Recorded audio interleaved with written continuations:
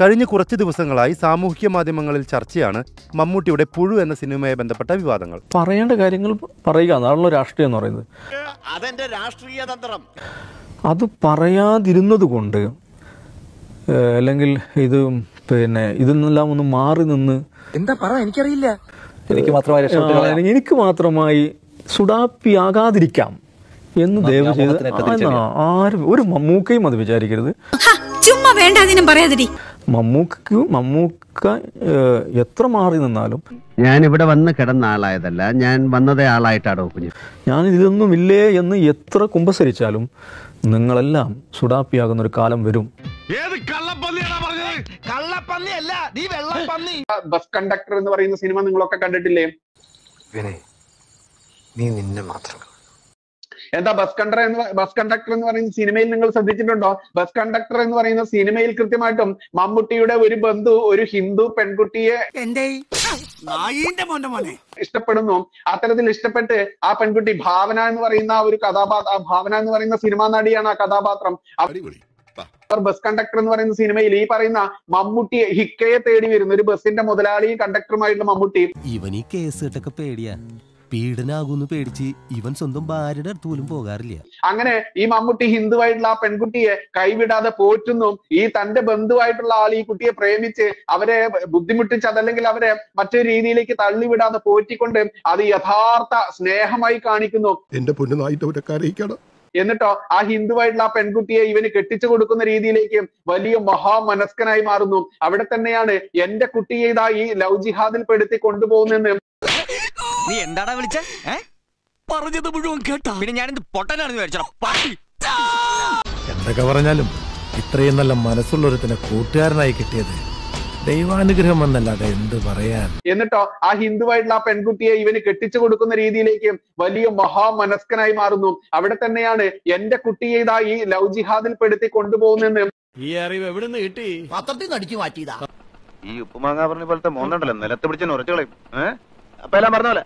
അല്ലെങ്കിൽ അങ്ങനെ ഒരു കാലത്താണ് നമ്മൾ ജീവിക്കുന്നത്. തിരിച്ചറിവ് മമ്മൂക്കയ്ക്കും അതുപോലുള്ള ആളുകൾക്കും നൽകുന്ന ഒരു സംഭവമായിട്ടാണ് ഞാൻ ഇതിനെ കാണുന്നത്. രണ്ടാമത്തൊരു എലമെന്റ്, ഇപ്പം ഹർഷാദ് എന്ന് പറയുന്ന എഴുത്തുകാരൻ, അദ്ദേഹം ചെയ്ത ഒരു ഇതിനെക്കുറിച്ച് ഉണ്ടയും പ്രശ്നവൽക്കരിക്കുന്നുണ്ട്.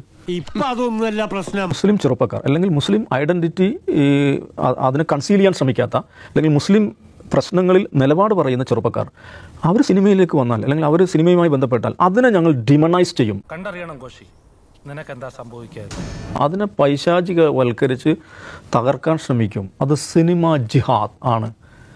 സിനിമ ജിഹാദാക്കി മാറ്റും. മുസ്ലിം ചെറുപ്പക്കാർ പ്രണയിക്കാൻ തുടങ്ങിയപ്പോൾ അത് ലവ് ജിഹാദായി മാറും. മുസ്ലിങ്ങൾ പഠിക്കില്ല, വിദ്യാഭ്യാസമില്ല, അവർ പഠിക്കാൻ തുടങ്ങിയപ്പോൾ അതെന്താണ് റിക്രൂട്ട്മെന്റ് ജിഹാദ്, സിവിൽ സർവീസ് ജിഹാദ്, എഡ്യൂക്കേഷൻ ജിഹാദായി മാറുന്നു. അതാണപ്പം മനസ്സിലിരിക്കും. ഏത് പുന്നത്താങ്കരയിലെ ജനാധിപത്യോ? മുസ്ലിങ്ങൾ സിനിമ കാണാത്തവരാണ്, സിനിമയായിട്ട് ബന്ധമില്ലാത്തവരാണ്, സിനിമ ഹറാമായി കാണുന്നവരാണ്. മുസ്ലിം ചെറുപ്പക്കാർ സിനിമയിലേക്ക് വരുമ്പോൾ അവർ അസേർട്ട് ചെയ്യുമ്പോൾ അവർ കൂടുതൽ നല്ല വർക്കുകൾ ചെയ്യുമ്പോൾ അത് സിനിമ ജിഹാദായി മാറുന്നു. നിന്നെ പോലെയുള്ളവന്റെ പിടിപാടിന്റെ പേര് സ്ട്രെങ്ത് എന്നല്ല, ഇറ്റ്സ് സ്ലേവറി, ഇറ്റ്സ് കാസ്റ്ററേഷൻ. കണ്ടോ പറഞ്ഞപ്പോ തന്നെ രോമൊക്കെ എണീറ്റ് സല്യൂട്ട് ചെയ്യണം. കണ്ടോ വരിയുടയ്ക്കപ്പെട്ടവന്റെ അടിമത്തം, അമ്മയെ ചൂണ്ടിക്കാണിച്ച് കൂട്ടിക്കൊടുക്കാൻ പറഞ്ഞാൽ അതിന് മറപ്പില്ലാത്തവന്റെ ഷണ്ടത്വം. ഇതിൻ്റെയൊക്കെ ഈ ഒരു ഫ്രെയിമിനകത്ത് നിന്നുകൊണ്ട് ഈ പുഴു വിവാഹത്തെ കാണാൻ പറ്റും. റത്തീന ഷർഷാദ് സംവിധാനം ചെയ്ത ചിത്രമായിരുന്നു പുഴു. സംവിധായകയുടെ ഭർത്താവായ ഷർഷാദാണ് വിവാദമായ പുതിയ പ്രസ്താവനകളുമായി ഇപ്പോൾ എത്തിയിരിക്കുന്നത്. പുഴു എന്ന സിനിമ മമ്മൂട്ടിയുടെ പ്രത്യേക താല്പര്യപ്രകാരം ഒരുക്കിയതാണെന്ന് മുഹമ്മദ് ഷർഷാദ് പറഞ്ഞു. റത്തീനയുടെ ആദ്യ സംവിധാന സംരംഭമായി പുറത്തിറങ്ങാൻ ആഗ്രഹിച്ചിരുന്ന സിനിമയുടെ കഥ മറ്റൊന്നായിരുന്നു. ഇങ്ങനെ എന്തെങ്കിലുമൊക്കെ പറയുമ്പോഴേ എന്റെ മനസ്സിലൊരു സന്തോഷം ഉണ്ടാവും. എന്റെ സന്തോഷം നോക്കിയാൽ പോരെ. എന്നാൽ നടൻ മമ്മൂട്ടിയുടെ നിർദ്ദേശം അനുസരിച്ചായിരുന്നു സവർണരെ അധിക്ഷേപിക്കുന്ന ഒരു സിനിമ ഒരുക്കിയത്. സത്യമായി പറയുന്നവനായി രാജാക്കൻ. കൊച്ചിയിലേക്ക് താമസം മാറണമെന്നും ആവശ്യപ്പെട്ടത് മമ്മൂട്ടിയാണ്. കൃത്യമായിട്ട് പറയാൻ പറ്റി.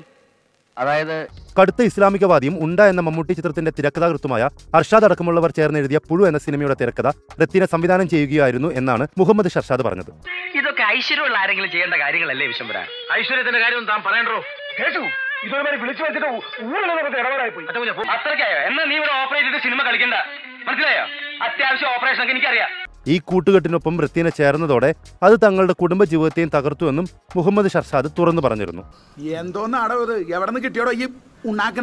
ഷർഷാദിന്റെ വിവാദ പ്രസ്താവനകൾക്ക് പിന്നാലെ നിരവധി ആളുകളാണ് മമ്മൂട്ടിക്കൊപ്പം നിന്ന് പോസ്റ്റുകളും പ്രതികരണങ്ങളുമായി എത്തിയത്.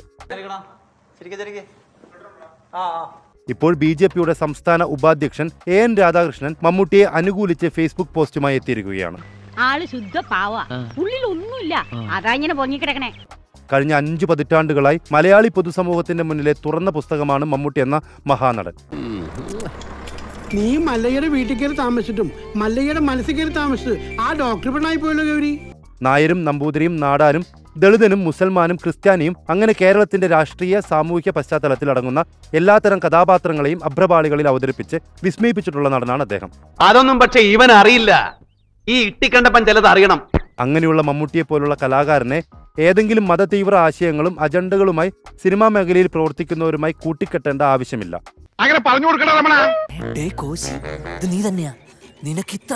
എനിക്ക് വ്യക്തിപരമായി അദ്ദേഹത്തെ പതിറ്റാണ്ടുകളായി അറിയുന്നതുമാണ്. മമ്മൂട്ടിയെ പോലെ ഒരു മഹാനടനെ ചെളിവാരി എറിയാൻ അവസരമുണ്ടാക്കിയ സിനിമയുടെ സംവിധായകയും എഴുത്തുകാരനുമാണ് ഇതിന് മറുപടി പറയേണ്ടത്. അതല്ലേ അതിന്റെ ഒരു ന്യായം. സ്ഥിരം പറയാറുള്ളതേ ഇന്നും എനിക്ക് പറയാനുള്ളൂ. ആ കാര്യങ്ങളൊക്കെ അങ്ങ് ബാങ്ക് വന്ന് പറ. ഇതല്ലാനുള്ള സ്ഥലം. എന്റെ അധ്വാനത്തിന് കണക്കില്ല, എന്റെ ജീവിതത്തിന് കണക്കില്ല, എല്ലാം നിങ്ങൾക്ക് ഇഷ്ടം. ഇങ്ങനെയായിരുന്നു AN രാധാകൃഷ്ണൻ തന്റെ ഫേസ്ബുക്ക് പോസ്റ്റിൽ കുറിച്ചത്.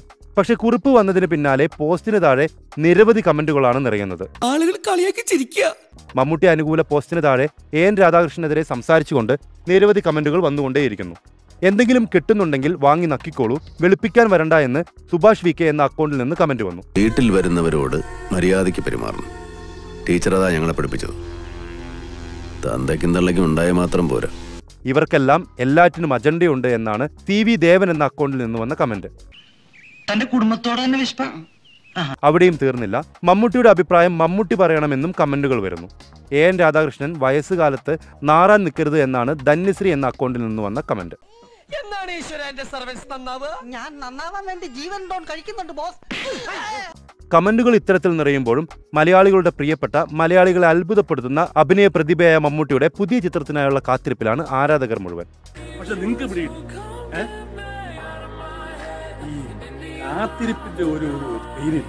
മമ്മൂട്ടി വിഷയത്തിൽ സംഘപരിവാറിനെ പ്രതികൂട്ടിലാക്കാനും ആസൂത്രിത നീക്കം നടക്കുന്നുണ്ട്. സത്യം പറഞ്ഞപ്പോഴൊക്കെ അവൾ വിശ്വസിച്ചിട്ടില്ല. ഞാൻ എന്ത് ചെയ്യാനാ? വിവാദങ്ങൾക്ക് പിന്നിലെ CPM അജണ്ടകൾ പുറത്തു വന്നതോടെ വിഷയത്തിൽ ശ്രദ്ധാപൂർവമാണ് സിനിമാ മേഖലയും പ്രതികരിക്കുന്നത്.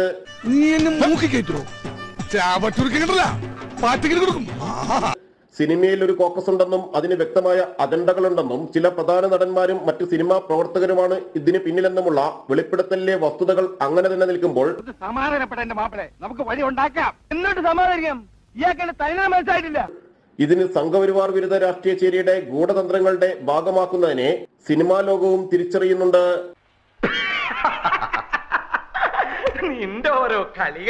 നടൻ മമ്മൂട്ടി ഇതുവരെ പരസ്യ പ്രതികരണത്തിന് തയ്യാറായിട്ടുമില്ല.